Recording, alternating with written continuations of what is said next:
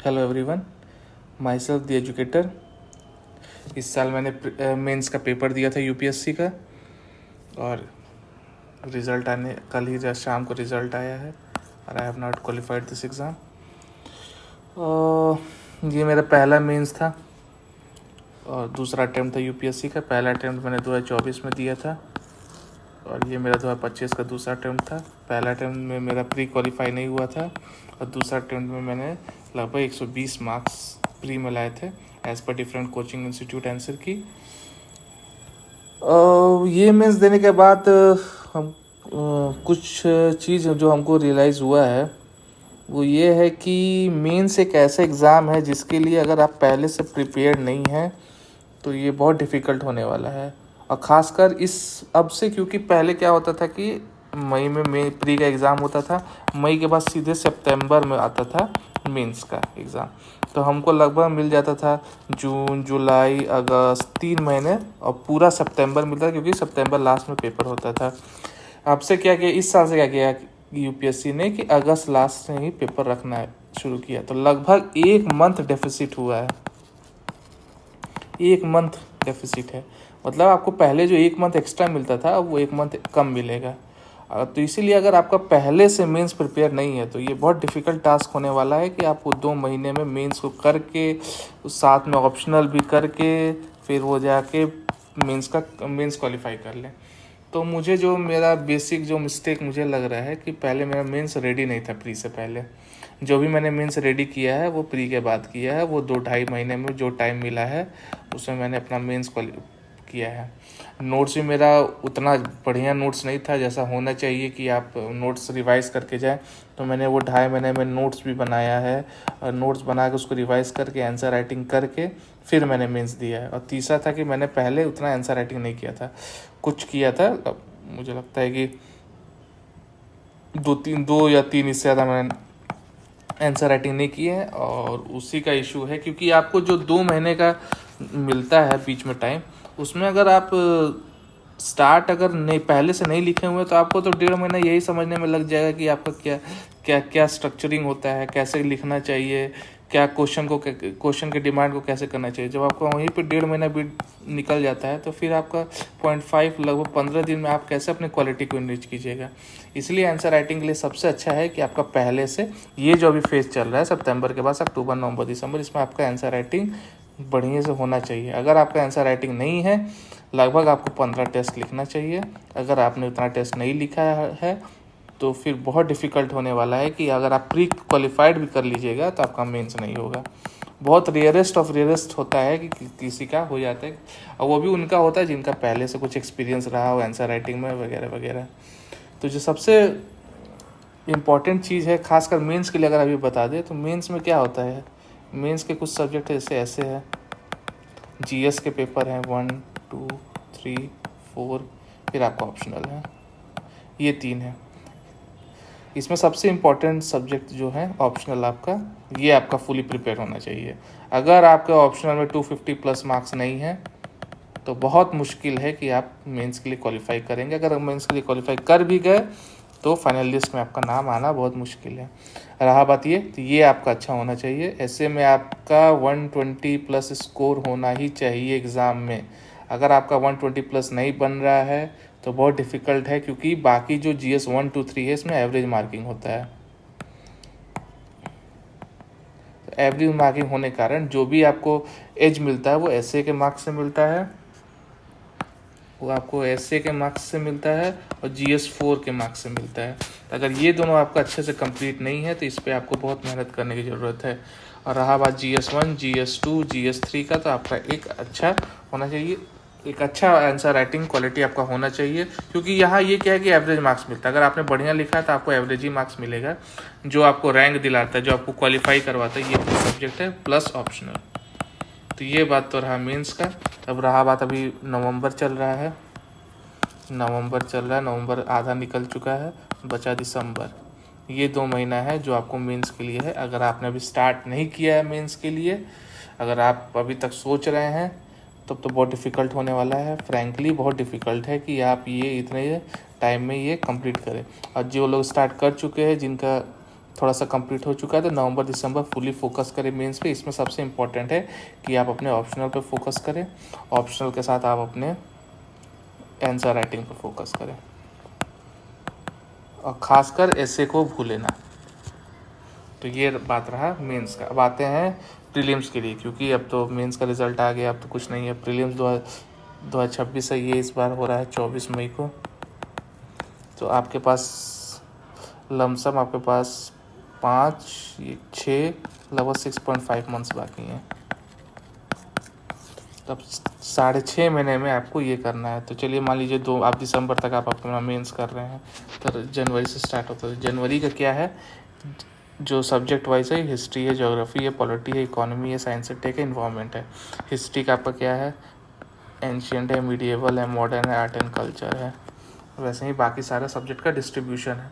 तो आपको कैसे करना है, साथ में करंट अफेयर्स है, सीसेट है। तो इस वीडियो में मैं थोड़ा सा वो बताऊंगा कि कौन सा, क्या आपको बुक प्रेफरेंस, अगर तक अभी आपने स्टार्ट नहीं किया है तो क्या कर सकते हैं। तो अगर आपका नोट्स सब्जेक्ट क्लियर है, नोट्स वगैरह रेडी हैं आपके, तब तो कोई इशू नहीं है। अगर आपका नोट्स रेडी नहीं है तो उस सेंस में मैं सजेस्ट करूँगा कि आप पहाड़ के जो नोट्स हैं प्री के, उस पर फोकस करें। ये नोट्स बहुत अच्छे हैं। ये मोर देन सफिशिएंट नोट्स है प्री के लिए। तो ये हो गया, हर सब्जेक्ट का ये आपको वहाँ पे नोट्स मिल जाएगा, आप उसको कीजिए। साथ में जो सबसे इम्पोर्टेंट है यूपीएससी के लिए, यूपीएससी का प्री, आपको कम से कम 10 साल का पीवाईक्यू करना ही करना है।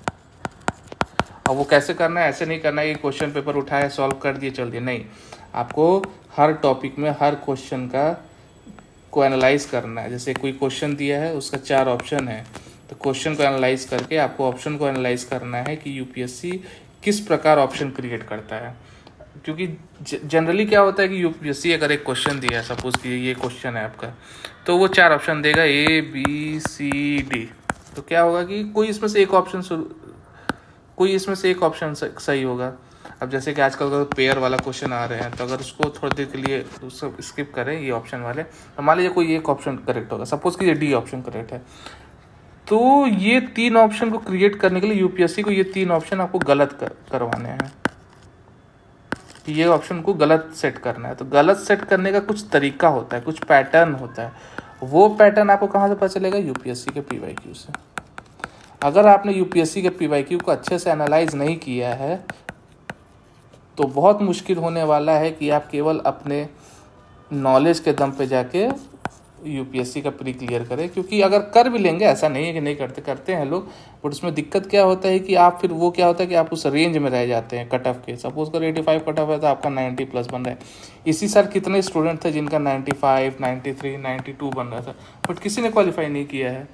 अब मेरा इसलिए क्यों क्वालिफाई हुआ है, क्योंकि मैंने यूपीएससी के पीवाईक्यू को अच्छे से एकदम पढ़ा है, उसमें उसको एकदम अच्छे से एनालाइज किया, हर ऑप्शन को ब्रेक किया, हर ऑप्शन का रिवर्स इंजीनियरिंग करके उसके हर ऑप्शन से एक नोट्स बनाया है, उस नोट्स को रिवाइज किया है।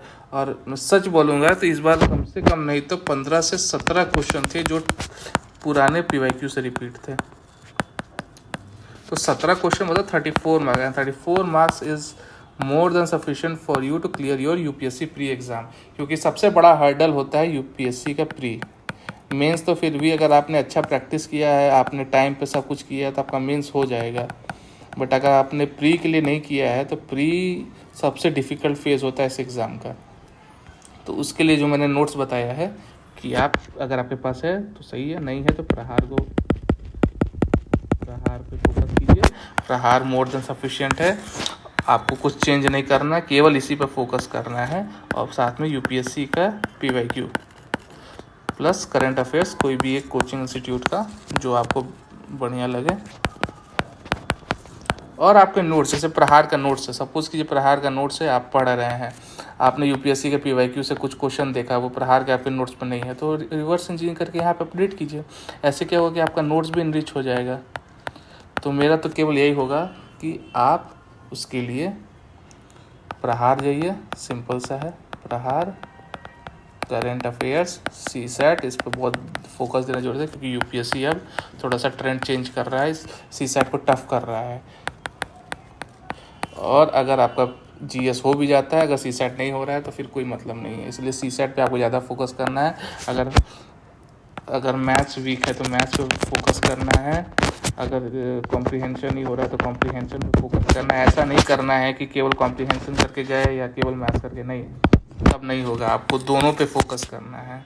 बहुत कोचिंग इंस्टीट्यूट में आपको बोला जाएगा, बहुत सारे वीडियो में बोला जाएगा कि केवल मैथ्स करके जाइए आपको हो जाएगा, नहीं, क्योंकि क्या पता है कौन सा यूपीएससी का पैटर्न कब क्या लगा ले, क्या पेपर बहुत टफ कर दिया। 23 का पेपर था मैथ्स का, कितना टफ आया था।